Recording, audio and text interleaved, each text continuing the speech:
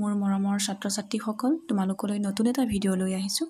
অসম জাতীয় বিদ্যালয়ৰ তৃতীয় শ্ৰেণীৰ আপোন পাঠৰ সমূহ পাঠৰ লগতে প্ৰশ্ন উত্তৰসমূহো আলোচনা কৰিম। ক্ৰমান্বয়ে তোমালোকক প্ৰত্যেকটি পাঠৰ প্ৰশ্ন উত্তৰ দি যাম। ইয়াৰ আগৰ ভিডিঅ'ত তৃতীয় শ্ৰেণীৰ আপোন পাঠৰ শেষৰ পাঠকেইটাৰ প্ৰশ্ন উত্তৰসমূহ দিয়া হৈছিলে। তোমালোকে যদিহে চোৱা নাই চাই ল'বা। আজি প্ৰথমৰ কেইটা দিয়া নাছিলোঁ। আজি তোমালোকলৈ প্ৰথম চোৱাচোন, প্ৰথমতে পদ্ধতি আছে, এই পদ্ধতি আলোচনা কৰিম, পদ্ধতিৰ প্ৰশ্ন উত্তৰসমূহ। ইয়াৰ আগৰ ভিডিঅ'ত তোমালোকৰ লগত প্ৰকৃত জ্ঞানী কোন সেইটো তোমালোকক শ্বেয়াৰ কৰা হৈছিলে। আৰু তুলসীৰ তলে তলে মৃগ পহু চৰে এই পাঠটিৰ লগতে পৰুৱাবোৰ কামিলা হ'ল কেনেকৈ, মাখি আৰু পঁইতাচোৰা, শিৱসাগৰ, বাঢ়নী আৰু এছাৰি, মানুহক ভালপোৱা মানুহজন, ৰদালিয়ে ৰ'দ দে, এইকেইটা পাঠ আৰু কবিতা তোমালোকক দিয়া হৈছিল।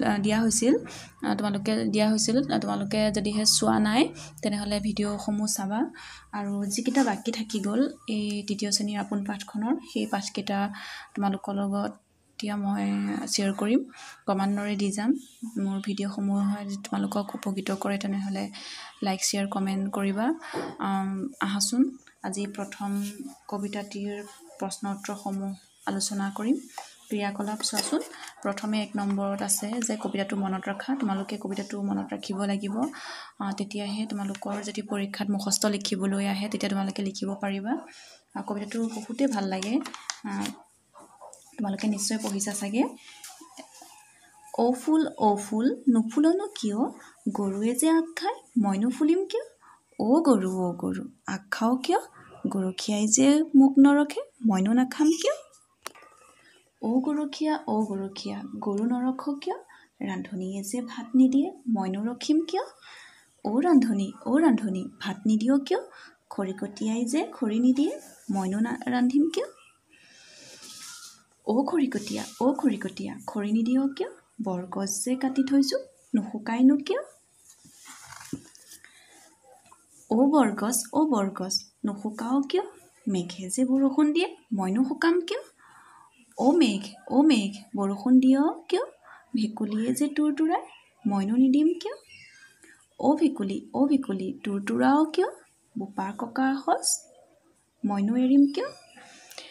এইটো কবিতাটো তোমালোকে মনত ৰাখিবলৈ যত্ন কৰিবা, বহুতেই ভাল লগা কবিতাটি। তাৰ পাছতে তোমালোকৰ চোৱাচোন 2 নম্বৰত আছে যে প্ৰথমে কোৱা তাৰ পাছত লিখিব দিছে। ক নম্বৰত আছে চোৱাচোন, ফুলে নুফুলে বুলি কিয় কৈছিল। মই তোমালোকক প্ৰশ্ন উত্তৰসমূহ দেখাই গৈছোঁ, চোৱাচোন। 1 নম্বৰত যে ফুলে নুফুলে বুলি কিয় কৈছিল, গৰুৱে আগ খোৱা কাৰণে ফুলে নুফুলে বুলি কৈছিল। খটোত আছে গৰুৱে কিয় ফুল খাইছিল, গৰখীয়াই গৰু নৰখাৰ কাৰণে গৰুৱে ফুল খাইছিল। গটোত কৈছে যে গৰখীয়াই কিয় গৰু ৰখা নাছিল, ৰান্ধনীয়ে ভাত নিদিয়াৰ কাৰণে গৰখীয়াই গৰু ৰখা নাছিল। তাৰপাছত ঘটোত কৈছে যে খৰিকটীয়াই খৰি নিদিয়াৰ বাবে কাৰ কি অসুবিধা হৈছিল। খৰিকটীয়াই খৰি নিদিয়া বাবে ৰান্ধনীৰ ভাত ৰন্ধাত অসুবিধা হৈছিল। উঙটোত আছে যে কিয় খৰি শুকোৱা নাছিল, মেঘে বৰষুণ দিয়াৰ কাৰণে খৰি শুকোৱা নাছিল। প্ৰথম চটোত সুধিছে যে মেঘে বৰষুণ দিয়াৰ কাৰণ কি আছিল, ভেকুলীয়ে তুৰতুৰোৱা কাৰণে মেঘে বৰষুণ দিছিল। তাৰ পাছৰ প্ৰশ্নটোত আছে শেষত ভেকুলীয়ে কি ক'লে বাৰু, শেষত ভেকুলীয়ে বোপা ককাৰ সঁচটো নেৰো বুলি ক'লে, বা বোপা ককাৰ সঁচটো কিয়নো এৰিম বুলি। এই কবিতাটো তোমালোকে শেষৰ ভাগটোত চালে গম পাবা। বোপা ককাৰ সঁচ মই এৰিমনো কিয়, তাৰমানে ভেকুলীয়ে শেষত কৈছিলে যে বোপা ককাৰ সঁচ এৰিমনো কিয় বাৰু, এই বুলি কৈছিলে। এনেদৰে তোমালোকে প্ৰশ্ন উত্তৰসমূহ নোট কৰি ল'বা বহীত। তাৰ পাছতে 3 নম্বৰটোত চোৱাচোন। 3 নম্বৰটোত আছে যে পঢ়া, বুজা আৰু লিখা।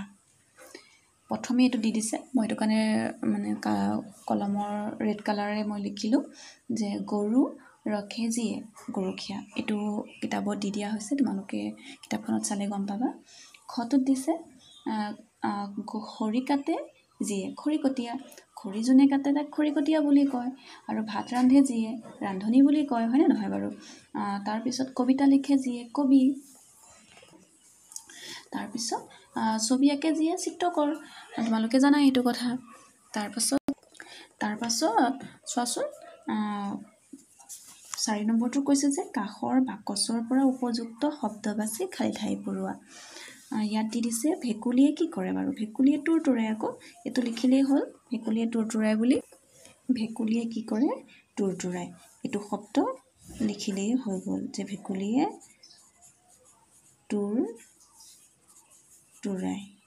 এনেদৰে তোমালোকে বহীত লিখি ল'বা কেঁচুৱাই কি কৰে বাৰু কেঁচুৱাই কলকলাই হয়নে নহয় বাৰু এই ৱৰ্ডটো খটোত লিখিবা এইটো মই এনেদৰে লিখি দিছোঁ তাৰপিছতে গটোত আছে কুকুৰে কি কৰে ভোক ভুকাই এইটো গ হয় কুকুৰে ভোক ভুকাই ইয়াত লিখিবা তাৰপাছতে আছে যে মৌমাখিয়ে কি কৰে বাৰু গুণগুণাই এই গুণগুণাইটো ইয়াত লিখিবা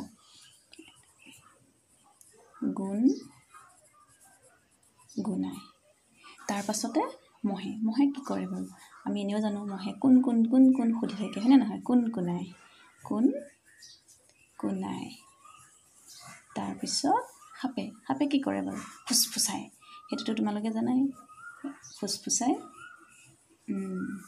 ফুচফুচাই এনেদৰে তোমালোকে লিখি ল'বা ভিডিঅ'টো ক্ৰমান্বয়ে দীঘল হৈ গৈ আছে সেইকাৰণে আজি ইমানতে সামৰিছোঁ ইয়াৰ পাছৰখিনি বেলেগ এটা ভিডিঅ'ত তোমালোকক দিম ভাল লাগিলে ভিডিঅ'টো লাইক শ্বেয়াৰ কমেণ্ট কৰিবা তোমালোকৰ বন্ধু বান্ধৱীসকলকো ক'বা জনাবা ধন্যবাদ আজিলৈ সামৰিছোঁ